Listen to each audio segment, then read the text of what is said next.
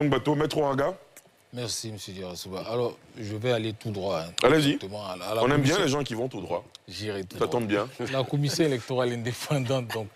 Mais bien avant, hein, je voudrais rappeler à notre ami. Allez-y, c'est votre temps de parole, allez-y. Alors, je crois qu'il faut éviter d'arriver à des conclusions simplistes pour des faits aussi graves. Nous avons dit, nous n'analysons pas les décisions de justice à géométrie variable. Non, ce n'est pas ça. Nous disons que la justice de Côte d'Ivoire ne peut pas envoyer quelqu'un à la haie. Il y est retenu pour un procès et en catimini, on envoie un commissaire de justice à Yopougon pour aller le chercher. Ça, c'est un fait. Le bon sens, M. Kokora. Comment on peut accepter ça? Comment on peut le faire? Est-ce qu'une justice qui se respecte peut procéder ainsi? C'est grave. Il faut le dire, il faut le dénoncer. Donc, ce n'est pas une affaire de non. Non. Ce n'est pas une appréciation des décisions de justice à géométrie variable. Non. C'est un fait grave. On ne peut pas accepter que la justice de notre pays nous ridiculise de cette façon. Ça, c'est ridiculiser la justice, c'est ridiculiser la Côte d'Ivoire. Parce que quand les gens entendent un fait comme ça, ils nous demandent, vous êtes sûr que ça s'est vraiment passé? J'ai dit oui, ça s'est passé. Ce n'est pas possible, c'est ce qu'ils nous disent. J'ai dit oui, ça s'est passé dans mon pays. Donc c'est un fait. Il faut le dénoncer.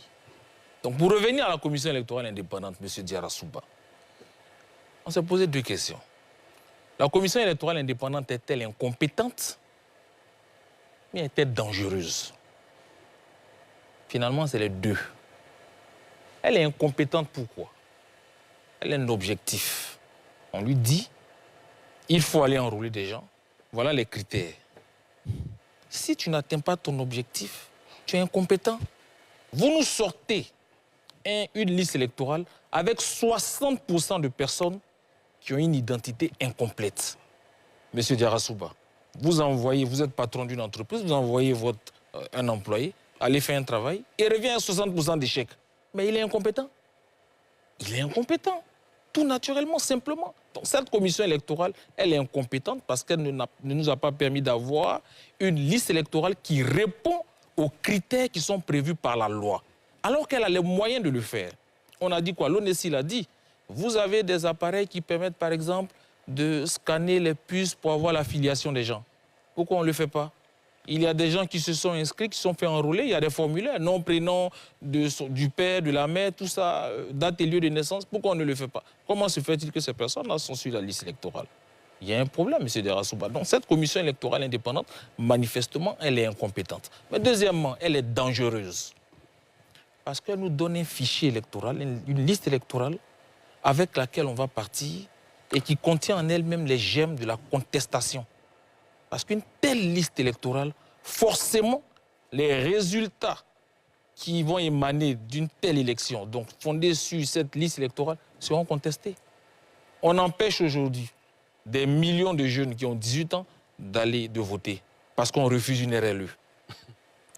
Donc on se choisit, on a une commission électorale taillée sur mesure, donc on a l'arbitre, on se choisit même ses électeurs parce qu'on écarte certains jeunes qui pourtant ont le droit de voter, on les écarte. Et finalement, qu'est-ce qui se passe?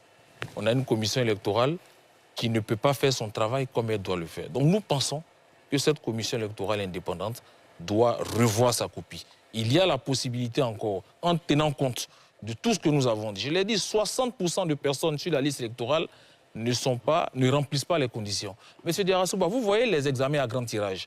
Quand vous allez, on met le nom, Ouarga Serge Olivier, né le temps,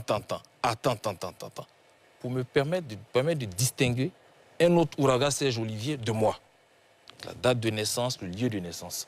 Et c'est ce que la liste, c'est ce que le code électoral également a prévu. Donc, quelle est la différence entre un série d'Igbeu, qui est ici, d'un autre série d'Igbeu, si on n'a pas sa filiation? Mais donc, ce série d'Igbeu-là, il peut aller dans 10 bureaux de vote et il va aller voter avec sa pièce d'identité. Parce qu'il est série d'Igbeu. Mais il y a la biométrie qui intervient.